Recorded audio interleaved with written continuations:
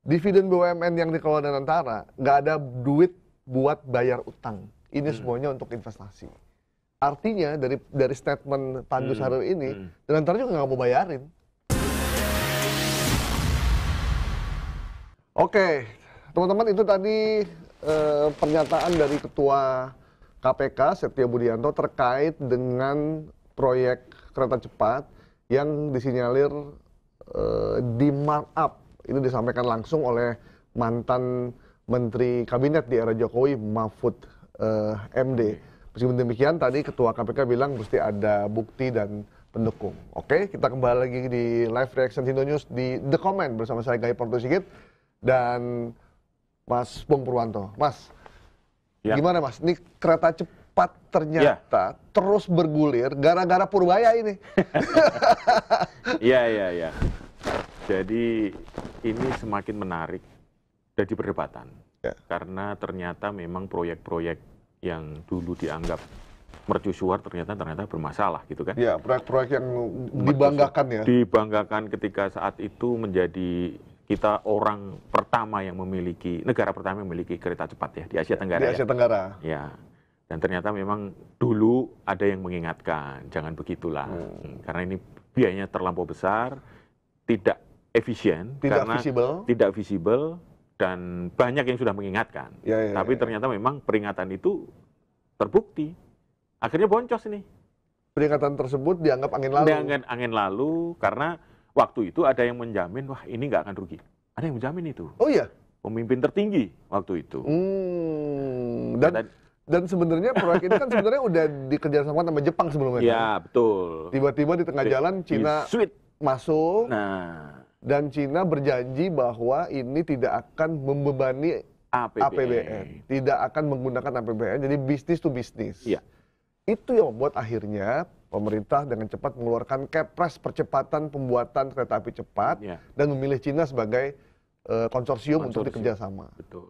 Tapi dalam perjalanannya yang terjadi adalah pengerjaannya molor, proyeknya jumlahnya membengkak, dan hutangnya sampai sekarang 116 triliun. 116 triliun, gede banget. Ya, sementara setiap tahunnya di akhir 2024 kemarin KCIC cuma mendapatkan 1,5 triliun. Ya, T. 1,6 triliun. Itu hanya bisa membayar bunga. Itu pun masih kurang 500 juta. Bunganya 2 triliun yang harus dibayar. Jadi teman-teman penonton The Comment, silahkan untuk mengomentari gimana caranya menyelesaikan utang ini. Karena negara sedang memikirkan bagaimana Pak Purbaya sudah jelas posisinya. APBN tidak akan untuk membiayai utang bisnis, ya kan? Ini karena ini urusannya swasta, urusannya KCIC, dan itu di bawah Danantara kan? Sebenarnya awalnya itu gimana ya Mas ya? Ini kereta cepat ini kan sebenarnya B2B, berarti antara BUMN kita dengan BUMN Cina kan ya? Cina, ya. Jadi konsorsium kita itu kan ada, kalau nggak salah, PT KAI yang pemegang saham terbesar, kemudian Wijaya Karya, Jasa Marga, dan PTPN. Ada 4, yang paling besar sahamnya adalah PT KAI. Dan dalam perjalanannya hanya KAI sendirian. Nah, waktu itu KAI itu diminta hanya sebagai kasir aja, gitu. Karena uangnya akan dari tempat lain. Karena untuk uang untuk join di KCIC. Tapi ternyata ya memang harus uang itu nggak datang-datang. Akhirnya menggerus pendapatannya PT KAI karena dia harus menanggung ini gitu. Menanggung dari utang ini yang sangat sangat besar gitu. Nah, setelah situasinya sekarang, Pak, kemarin ada statement dari Pak Luhut ya? Yang mengatakan bahwa dia masuk memang proyeknya sudah amburadul. Iya. Ngomong gitu kan? Memang udah salah di awal. Saya bilang, oh gitu. Oh iya. Jadi ketika dia masuk untuk ketua percepatan itu, udah salah di awal. Jadi dia cuma melanjutkan katanya.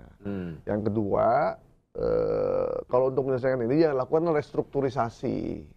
Yang ketiga, tidak ada proyek transportasi di dunia manapun yang tidak menggunakan APBN. Yang keempat, tidak ada proyek transportasi yang untung, semuanya pasti rugi. Nah, Ini yang disampaikan Pak Luhut dan menimbulkan respon yang sangat luar biasa dari netizen. Iya. Kalau memang merugi ya ngapain dibikin? Makanya. Kalaupun ditanggung APBN ya nggak segede-gede gini juga kali gitu. Jadi kalau sifatnya kalau di negara lain itu memang kereta cepat ini ada subsidinya, tapi ya pasti terukur lah subsidinya. Artinya kalau pendapatan dari mereka ini kan pasti ada pendapatannya gitu. Cuman kalau terlalu jauh sehingga subsidinya semakin besar ya pasti ya tidak visible, artinya tidak susah gitu loh. Apalagi kereta ini yang naik cuma orang-orang yang punya penghasilan tertentu. Betul, kan. Karena harganya juga cukup worth it. Beda dengan KRL. Nah, mungkin kalau KRL rakyat nggak akan ribet dah. Betul. Karena memang dinikmati oleh semua kalangan. Iya. Kalau WUS ini kan dinikmati ya oleh kalangan tertentu aja karena harganya mahal. Iya, betul. Gitu. Kecuali kalau mereka dibayarin ya. Untuk. Tapi gini, mungkin sekarang katanya kita mendengar informasi dan antara sedang negosiasi ulang. Oke, ini ada video dari Purbaya ya. Ya, coba. Terkait dengan statement Purbaya, siapa yang layak membayar utang KCIC ini? Terima kasih Anda masih bersama kami di Sindo Siang bersama saya, Nata Arman. Pemirsa, Menteri Keuangan Purbaya Yudisadewa optimis dan antara punya kemampuan finansial untuk membayar utang proyek kereta cepat WUS. Hal itu disampaikan Purbaya usai bertemu dengan CEO BPI dan antara Rosa Ruslani serta sejumlah Menteri Kabinet Merah Putih. Menurutnya, Danantara memiliki kapasitas finansial yang memadai untuk menanggung pembayaran tersebut, terutama dari dividen yang diterima dari berbagai badan usaha milik negara. Dan menurutnya, dana yang dikelola oleh BPI Danantara akan terus meningkat setiap tahunnya. Meskipun demikian, Purbaya sempat memberikan kritik terhadap strategi investasi Danantara yang dinilai terlalu banyak menempatkan dana di instrumen obligasi pemerintah.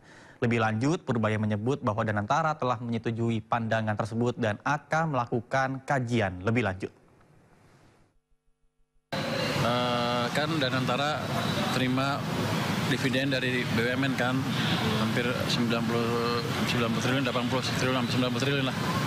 Itu cukup untuk nutup yang 2 triliun bayaran tahunan untuk kereta api cepat. Dan saya yakin uangnya juga setiap tahun akan lebih banyak di situ. Sekian puluh triliun akan lebih dan sebagian katanya akan ditaruh di obligasi punya saya lagi, pemerintah lagi. Saya tadi sempat kritik. Kalau Anda taruh obligasi segitu banyak di pemerintah, keahlian Anda apa? Tapi mereka bilang ini kan hanya 3 bulan terakhir ini karena nggak sempat kan untuk buat proyek. Ke depan akan mereka perbaiki sehingga yang di obligasi itu akan minim lebih banyak di proyek-proyek yang mendorong pertumbuhan ekonomi. Nah, memang ceplas-ceplosnya ini loh ya. Iya. Ini langsung lah, keahlianmu apa? Yang menarik, itu CEO Chief Investment Danantara, Pandu Sari bilang gini, dividen BUMN yang dikelola Danantara, nggak ada duit buat bayar utang. Ini semuanya untuk investasi.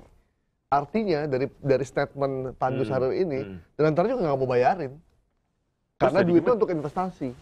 Terus kalau gitu gimana ini? Utangnya? Saya pikir akan kembali bisnis to bisnis. Oke. Dan kalau bisnis to bisnis, biasanya kalau udah urusan utang piutang, bisnis to bisnis, sebuah korporasi yang mempunyai beberapa saham, kemungkinan yang terjadi, dan udah diprediksi juga, saham PT KAI yang akan dijual untuk membayar utang itu. Jadi 1% sahamnya KAI berapa, misalkan 20% nilainya berapa. Langsung dikonversi. Langsung dikonversi itu jadi. Dan jadi PT KAI mau kehilangan saham berapa ini? Nah itu. Ini Bang. Itu dikhawatirkan. Ini yang, jadi. Dan ada yang mengatakan bahwa Indonesia sudah masuk jebakan Batman dari rencana besar China. Gimana Mas?